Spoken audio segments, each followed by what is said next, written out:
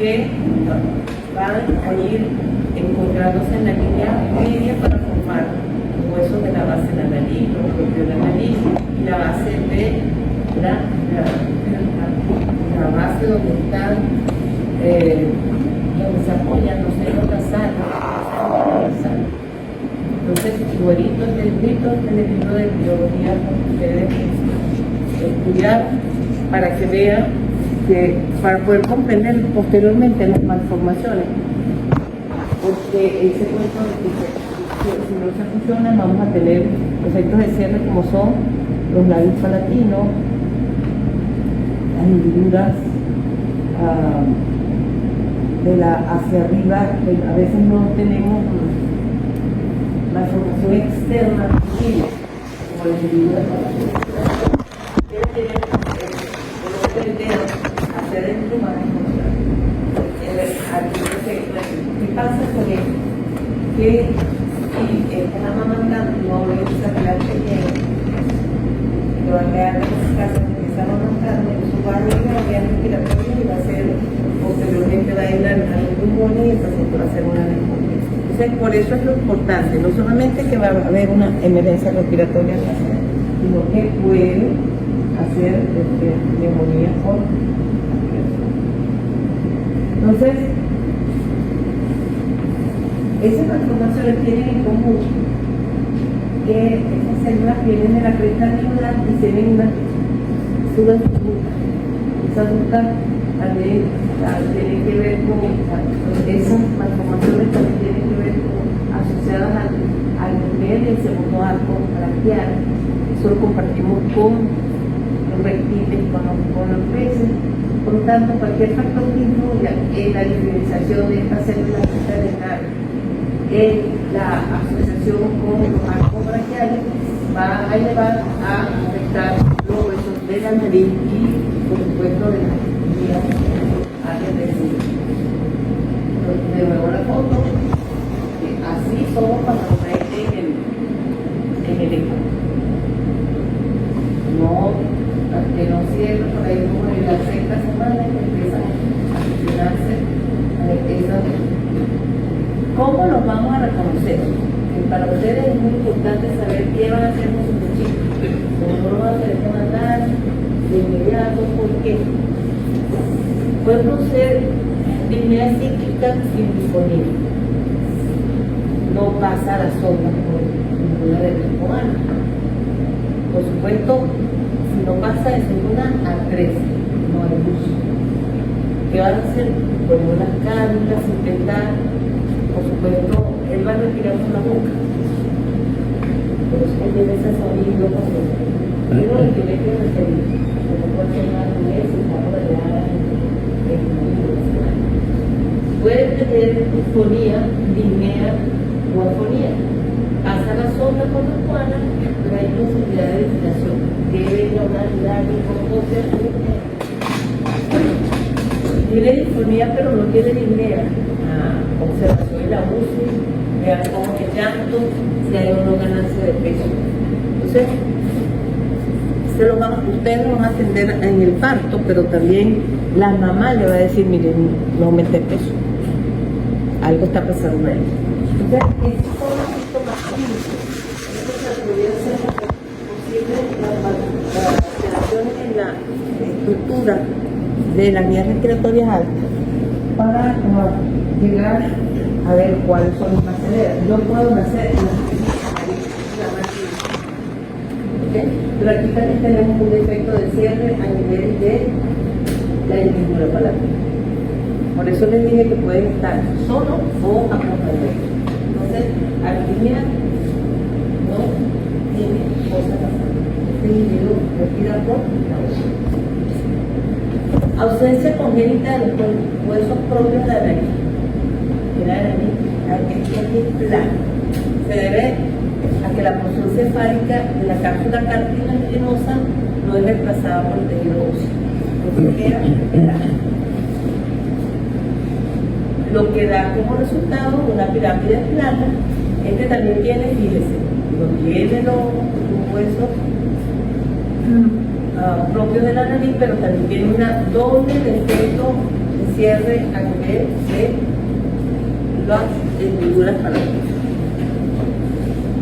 Una hendidura nasal medial que está asociada a un ensanchamiento, que ven así como que muy distante los ojos del hipertelorismo. Entonces, esto también es una malformación que tiene que ver con los huesos propios de la nariz. Entonces, la atresia de las coanas, que ya es no tengo luz, que seguimos ausencia de la nariz, pero aquí vamos a ver cómo es la atresia. Es una alteración poco habitual, dice que de 8.000 nacidos vivos, con frecuencia se ve más en mujeres que hombres, pero eso hay que estar revisando los casquillos. Y consiste en la incorporación congénita del orificio, por eso tiene que pasar sonda, porque aunque usted ve aquí la entrada de la nariz, que parece permeable, tenemos que pasar entonces la sonda. Aquí está. Dice que aquí no. Sí, no puede ser eso. Las fisuras palatines. Allí que tiene que ver con un efecto de cierre, de cómo llegan esas estructuras a la línea media. Por allá en sexto semestre, en la última clase, cuando Pedro le da las multifactoriales, le dice que esas son de las que son de la línea media. Presenta una comunicación entre la cavidad bucal y las fosas nasales. No existe una fracción esquelética que conforma la bóveda palatina, por eso deben explorar con la punta del dedo, abren la boca de ese recién nacido y revisan bien cómo está eso. Porque puede ser que no tenga defectos externos, y esa comunicación que hay en ese defecto que hay en la bóveda palatina, o la hipoplasia del proceso palatino de la maxila, ayuda a que tengamos esa comunicación con la base de la nariz. Ahí tenemos una fisura que la de los dos lados. Algunos son unilaterales, pero puede ser bilateral. Podemos hacer también con una atresia laríngea. ¿Cómo será eso? Ese niño con una atresia laríngea. ¿Qué se imaginan ustedes?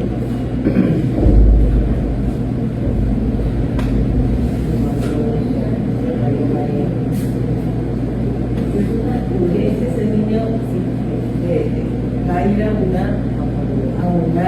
una traqueotomía porque no tiene pulmón de respirar. La exclusividad a ellos también, pero no pasa el aire. Eso es por ahí, eso tienen que referirse. Podemos tener unas membranas laríneas que no se hubo el proceso de apoptosis en el momento en que se estaba formando el orificio y queda una membrana. Por supuesto, también esos pacientes posteriormente a cirugía pues tienen dificultad para respirar. Bueno, estas son las más frecuentes. Recuerden, si nosotros tenemos un parto, además de atender a la mamá, tienen que atender al niño. A ese recién nacido, explórenle todos los orificios naturales. Con una sonda vamos a ver si tiene las coanas permeables, porque otro es muy dependiente, nació sin nariz, una niña muy fácil, pero eso no. Y por supuesto, con el pulpero del dedo vamos a entrar a explorar cómo está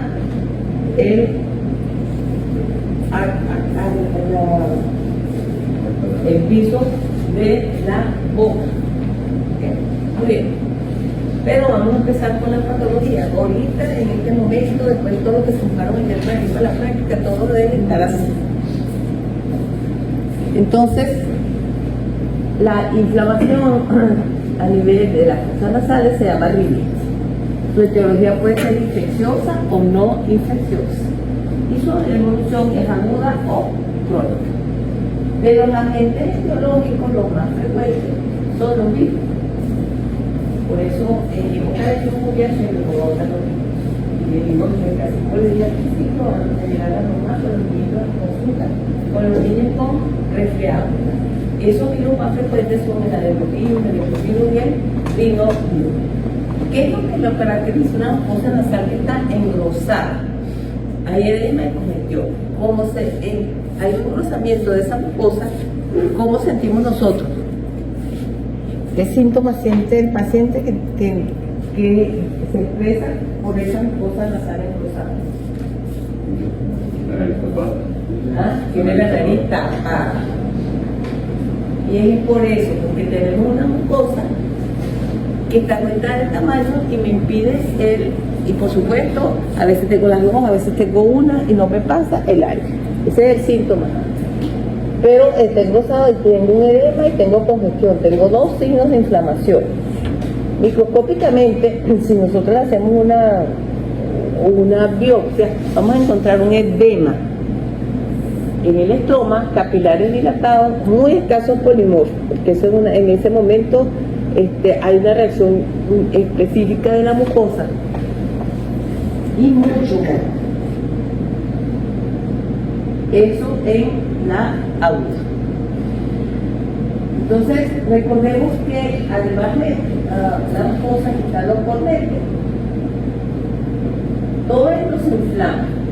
Y eso es lo que nos impide respirar, eso es lo que nos da la sensación de que tenemos la nariz tapada con eso. Entonces, hay una que es muy frecuente, que es la alergia. Que está relacionada con las reacciones de hipersensibilidad tipo el polvo, algunos agentes químicos. Va a producir edema y va a producir congestión. El estroma tiene hiperemia y aquí el infiltrado inflamatorio que va a predominar son los eosinofilos. La gente que tiene rinitis alérgica sabe, un olor fuerte, polvo, humo, todas esas cosas le va a llevar a esa reacción de hipersensibilidad y va a tener por esta congestión, por este edema, van a tener esa sensación de que no pueden respirar. Esos eventos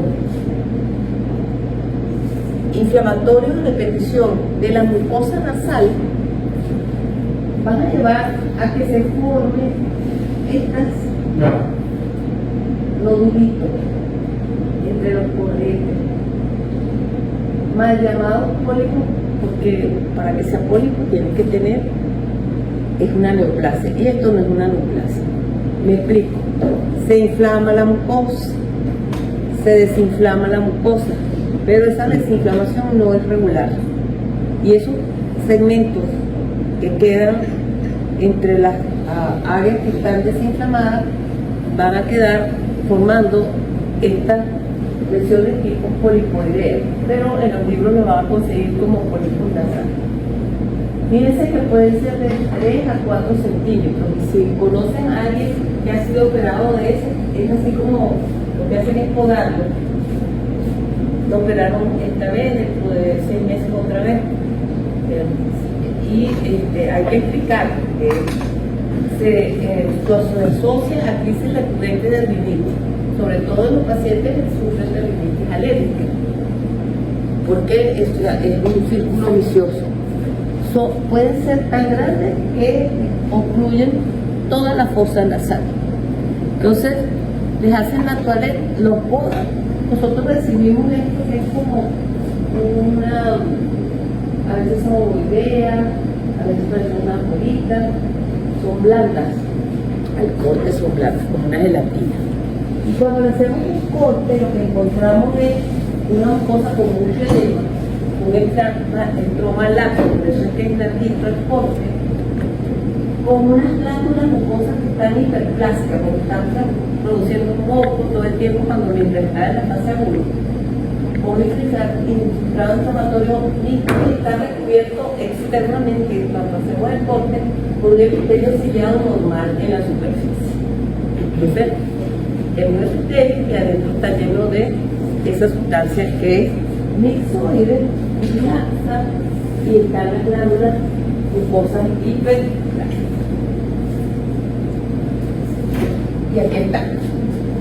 Tenemos el hemisferio respiratorio, el laxo, hay un filtrado inflamatorio, eso es lo que vemos en los famosos pólipos. Entonces no se extrañe que al paciente va donde el otorrino, le hacen, lo resecan y vuelve otra vez, ya saben, le dicen, mira, mientras usted no se trate lo que le produce la alergia, usted va a seguir produciendo, haciendo esa pólipo nasal. Las crónicas, que son de líneas infecciosas, se asocia a la lepra, se asocia, nosotros somos una zona endémica para la leishmaniasis, y la leishmaniasis, cosas puede afectar la mucosa nasal y la sífilis. Es menos frecuente, pero igual deben saber que infecciosas crónicas es, pero infecciosas crónicas en las personas que a veces trabajan, tienen como enfermedad profesional estar expuestos a algún germen patógeno, también las pueden pasar a hacer. Muy bien, vamos a hablar ahora de nuestros amigos los senos paranasales y los senos estudiantes. ¿Para qué le sirven a uno los senos además de inflamarse? ¿Qué función tienen ustedes? Senos.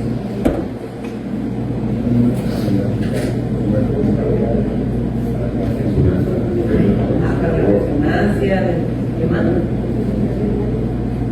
Disminuir el peso total de los huesos. Sí, eso es muy malo. ¿Qué más? Se va a ver duro porque hay gente que está por aquí que no estoy viendo sus tetas. Están aportando cosas muy interesantes. Mire, una función que tiene es producir humedecer el aire que respiramos, o sea que debe producir agua y darle calor a ese aire que respiramos, porque cuando respiramos aire frío sentimos como un disconfort, porque no le da chance a darle humedad y calor al aire que respiramos. Si nosotros no hacemos eso, todos vamos a andar todo el tiempo congestionado, porque esa es su función primordial. O sea que si produce agua, las personas que sufrimos decimos sí que salimos, ¿cuál es la sensación esa de cuando estamos en la fase aguda del proceso? ¿Qué sienten en la cabeza? La sienten pesada, como si estuviera llena de agua, literal la tienen llena de agua. Porque, ¿qué pasa ahí? La mucosa nasal está inflamada, los huequitos por donde drena están obstruidos, y eso se queda ahí. ¿Sí? Y bueno, de repente me acuesto en la noche y siento así como que ese moco retronasal empieza como que a drenar. Entonces, eso es una característica. Además del dolor que da, porque uno se toca y le duele. Y el atópico, que hace que la persona no pueda dormir porque tiene un moco retronasal que se está drenando y que está haciendo, está cayendo una laringe y eso molesta, produce la cosa.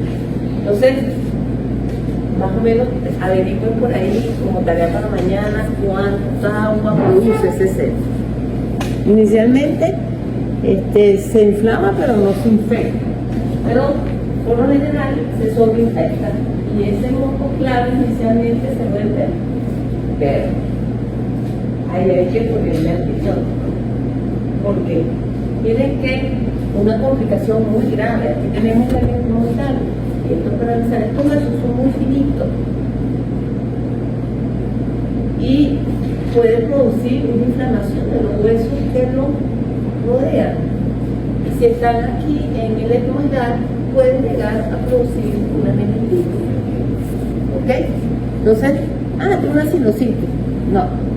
Recuérdense que eso está todo interconectado. Y hay que hacerse los tratamientos. Me tomé 2 días de antibiótico y ya se me quitó el malestar, pero ahí sigue eso ahí. ¿Sí? La faringoamigdalitis también es de origen viral, la van a ver más en los niños. Pero igualito los adultos, cuando estamos expuestos al ciclo del ambiente, al humo, al polvo, podemos llegar a hacer esto, sin que sea de origen viral, pero la mayoría son de origen viral. Produce hiperemia y edema de la mucosa. Por eso, cuando tenemos ese proceso, tenemos trastornos de la voz y dificultad para respirar. Aquí tengo que hablarles en edad pediátrica, les van a llegar pacientes con vestido laringo, con las laringitis son una emergencia, esta de que no sabe qué hacer con ese niño que no puede respirar, y eso se llama cruce. Entonces, por supuesto, en mi época los metían en como en una casita de indio con vapor a respirar para mejorar eso. Pero realmente como emergencia pediátrica uno teme por la vida de ese niño. Producida, por supuesto, esta es una emergencia en el niño. Las amigdalitis todas las hemos pasado por ahí. Pueden ser la mayoría son de origen bacterial. Cuando se le inflama, también se pueden inflamar las amígdalas por exposición a polvo, a humo, pero siempre empieza como un proceso que no era no infeccioso, pasa siempre por ahí hay un patógeno que le gusta la cosa y entonces pasan a ser bacteriales.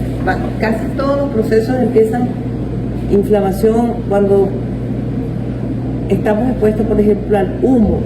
Empieza como una inflamación no infecciosa, se sobreinfecta y ese moco claro, cuando pasa amarillo, ya eso hay un agente patógeno o general bacteria.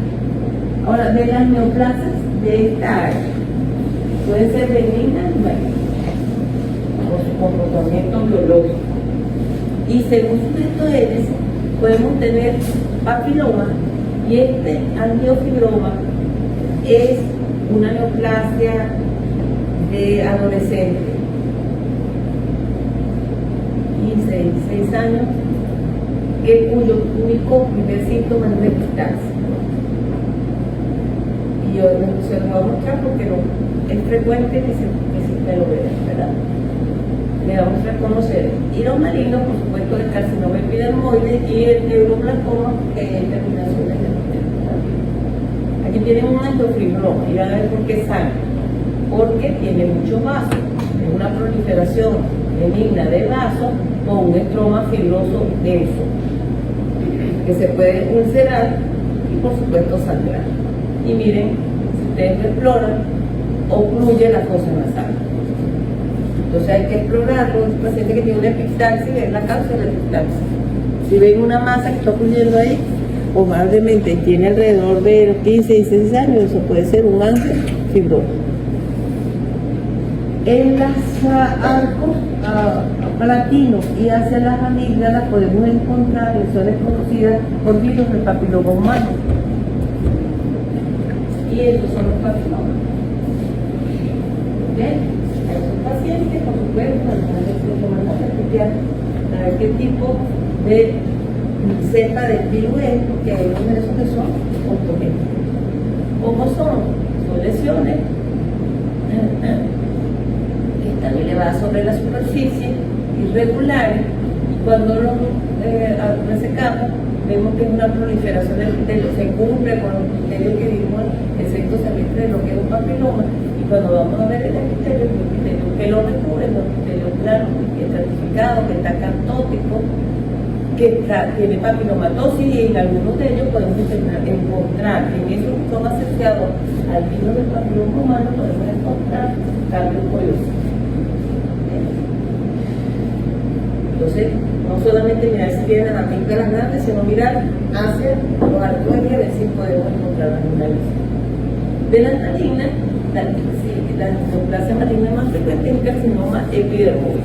Vemos cómo en este epitelio, en total la superficie, hay hay células que tienen cáncer de anastasio, o otros más grandes, más pequeños, hipercromáticos, y hacemos, son menos frecuentes, pero se puede ver.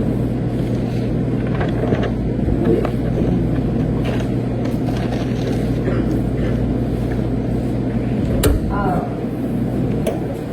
La laringe, ¿para qué sirve la laringe?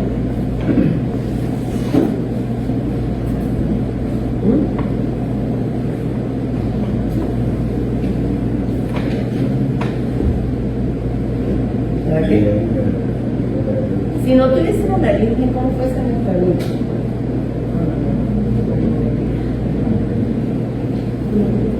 ¿Ah?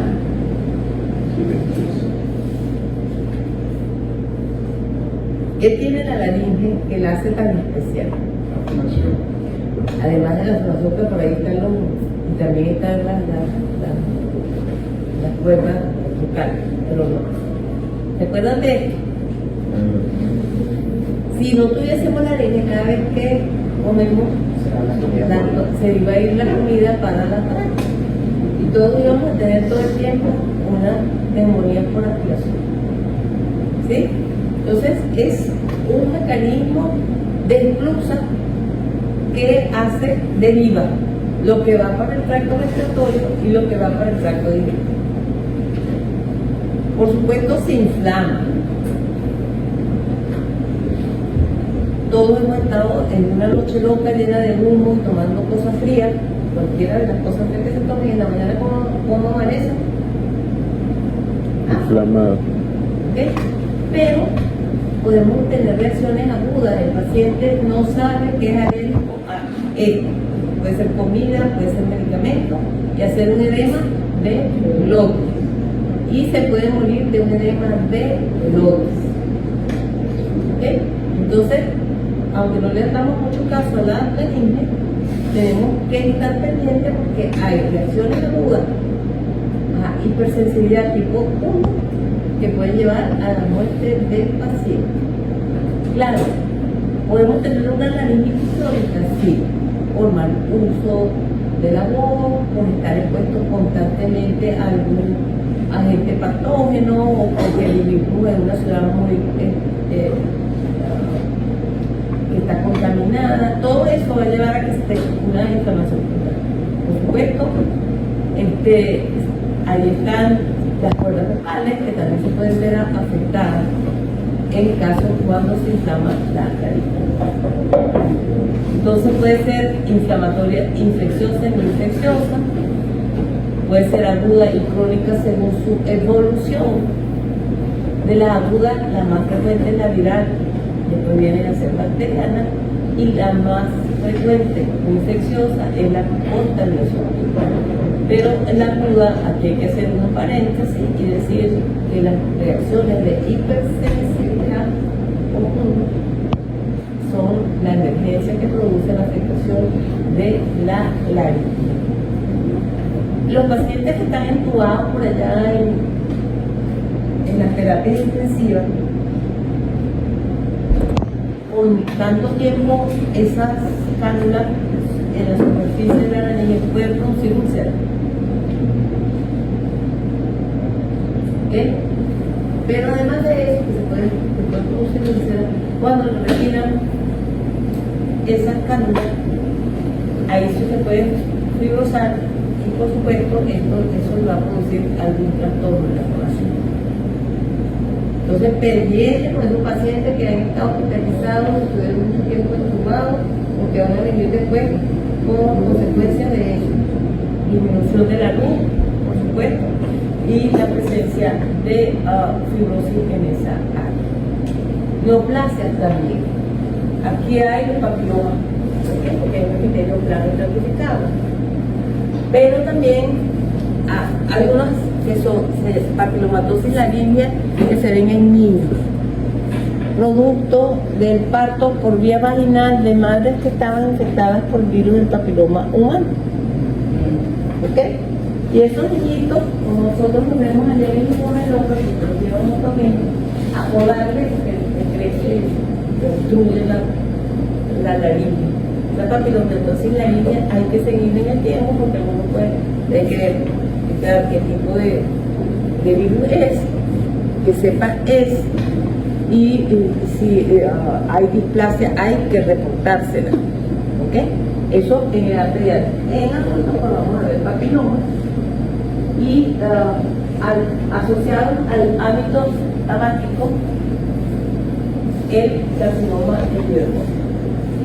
Yo no creo que en este salón rodeada de gente tan brillante e inteligente, gente que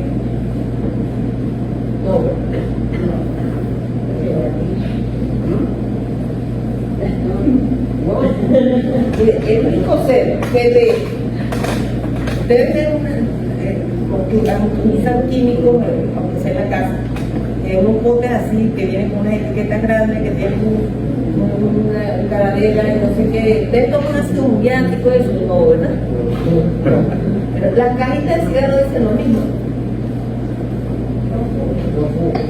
No, dice todo se ha comprobado, que no sé qué más, y intentar.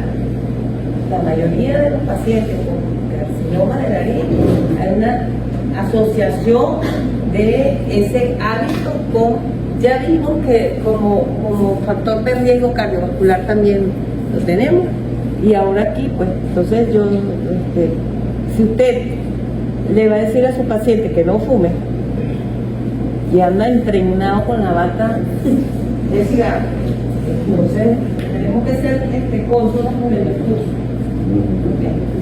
¿Sí? Por supuesto, estos pacientes les hacen la laringectomía y al final queda con huequito, ¿verdad? Es una cirugía muy cruenta porque sacan la laringe, hacen vaciamiento. Claro, dependiendo del estadio, el paciente le puede hacer le dan radio, le dan quimio, no sé qué, pero de verdad que si es un estadio avanzado, el pronóstico es muy malo, ¿sí? Con todas las variantes del carcinoma epidermoide o carcinoma de células escamosas, que también se llama así, puede ser bien diferenciado, poco diferenciado, y entonces estar pendiente de eso. ¿Qué es lo que vamos a ver? Células en la clase con características de punto hipercromático de diferentes tamaños, y aquí tienen una mitosis para confirmar que eso es maligno. Y bueno, hasta aquí llegamos hoy. Nos vemos a la tarde del grupo que le toca.